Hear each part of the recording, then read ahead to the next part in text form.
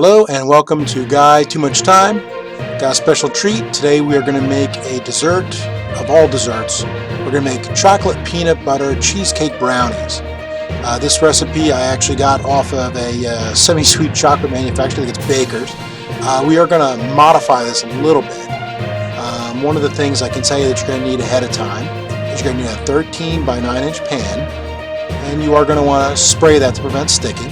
In addition, you're going to need a 4-ounce package of semi-sweet chocolate, 3/4 cup of butter, 2.5 cups sugar, 5 eggs, 1 cup flour, 8-ounce package of cream cheese, half cup of creamy peanut butter, and you're going to need some white chocolate, which we're going to use at the very end. The amount that you're going to put on white chocolate is going to depend on how much you like or don't like white chocolate. So what are we going to do? Well, we're going to start by kind of making our brownie mix, which we're going to start with our semi-sweet chocolate, full package. We're going to add our butter to that. Now, I'm going to say that I'm using a microwave safe bowl here because I'm going to melt this in the microwave. If you want to do a double boiler, that's up to you. In my house, we tend to use the microwave, just kind of easier. We put that in there for about 2 minutes, or kind of completely melted. And as you can tell, when it comes out, it's going to be real hot, so be careful with your hands.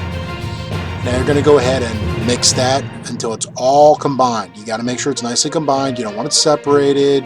You want your chocolate and your butter completely melted together, put together, combined. Whatever the terminology you want to use, that's what you should use. Now what we're going to do there is we're going to now pour that into a metal bowl, just a little bit bigger, a little easier to work with, and we're going to go ahead and put our sugar into that. And putting in our 2 cups of sugar into this, and here again, it just takes a little time to put in the 2 cups of sugar, sometimes more than you'd like, especially if you're only using a 1/4 cup to measure. Then you're going to go ahead and mix that, and just like everything else that we do here, you got to make sure it's all completely combined, completely mixed. And yeah, you can tell you're going to have a little bit of trouble mixing that. Just kind of go back and forth, back and forth, back and, forth. And now we're going to go ahead and add 4 eggs to this. Now, we're actually putting it into a separate container first because we want to make sure that none of the shells end up in the mix. If you're okay with that, then you don't have to do this extra step. We just do it to make sure that there's nothing in the mix other than the part of the egg that we actually, do want. So we plop them in one at a time, opening carefully. Then we're going to go ahead and put the last one in there, and obviously, guess what comes next? That's right, the mixing phase. So now that we're going ahead and mixing these things, mix, mix, mix, mix, mix, just about completely mixed. And once that is completely mixed, we are going to take that, I almost forgot an important step. We got to add 1 cup of flour to this. Whew, that would have been a big mistake, huh? So we add our 1 cup, and guess what we do? That's right, people, we mix, and we mix, and we mix. You don't want to splatter it all over, because the flour just go over everywhere if you just try to mix it all crazy. So kind of fold it in over. Then once it's all kind of combined a little bit, then you can go a little bit more crazy with trying to mix it all, because it's not going to just go up in the air and everywhere. Then we're going to put that into the pan. And I got to say, when you're looking at this from a camera angle, this really looks more like something that comes out of a cow than something you'd want to be eating later. But trust me, it's going to be fine. So after we put that on there, we're going to spread it to the edges of that pan. We're going to make a nice layer of brownie. And if we were just making brownies, we would pretty much be done. Now I'm going to tell you what you want to do now, after this is all spread out. Start preheating your oven to 350 degrees Fahrenheit. You're going to want to get yourself another bowl, something you don't mind using a blender in. I do like the metal bowls. I think purists would probably prefer a glass bowl, but I like metal bowls. They break a lot less. So we're going to go ahead and add our 8-ounce package of cream cheese in here. We are going to add half a cup of sugar in here, and we're going to add a half a cup, we're going to add an egg in here, and we are going to add to that whole mix a half a cup of peanut butter after we put that egg in there. Now, yes, I skipped the step where I'll show you where I get the whole cup, but I think you guys can get the idea.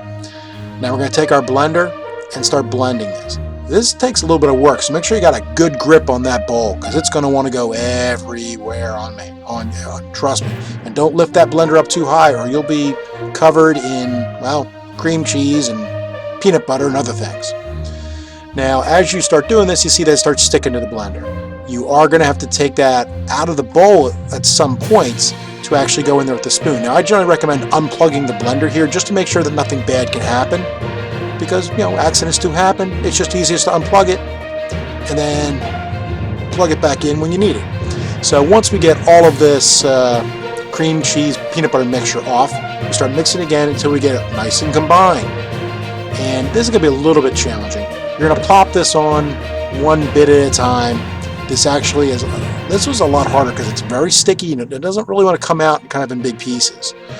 After you go ahead and you get it out there, guess what we're going to do next? I can hear some of you thinking it already. We just leave it there. No, we don't do that at all. So after we get that all on there, we start smoothing it out. Spoon, knife, whatever you want to work with. I kind of find the small spoon a little bit easier to work with because you want to push this along. Since it's so sticky, it might stick to a knife or something like that. But you want to cover, again, you want to cover all the corners. You want to create a nice layer. And, okay. And if you mess up a little bit, it's fine.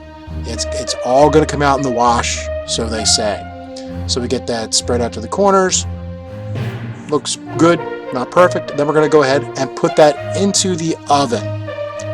And how long do we put that in the oven for? 35 minutes at 350 degrees. Okay. Now when this comes out, you're going to want to check to make sure it's done. Go ahead and put a knife all the way to the bottom and see how none of the batter is sticking to the knife when it comes out. If it is sticking to the knife, you're going to want to put it back into the oven for a couple more minutes to see, well, that it's done. Now, we already went ahead and melted up some white chocolate here.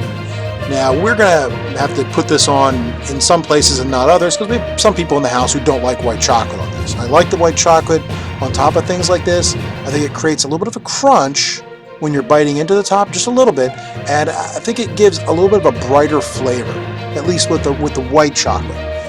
Again, you could probably get different results using a dark chocolate or just a normal milk chocolate, but I kind of like the brighter flavor, I guess I would call it. So this is kind of what it looks like when it's done. You see that I've left some sections uncovered and some sections that, well, have more or less. Again, this is all to taste. It's about what we like when we're eating these things. So when that cools, we're going to go ahead and cut this up at about 3 times normal speed because that's what you want to do when you're cutting these things up. I'm going to say this turned out really great. This pan didn't last long in my house after it was done. If you like this video, please subscribe, and if you have any comments or suggestions, please comment below. Some guy, too much time, signing out.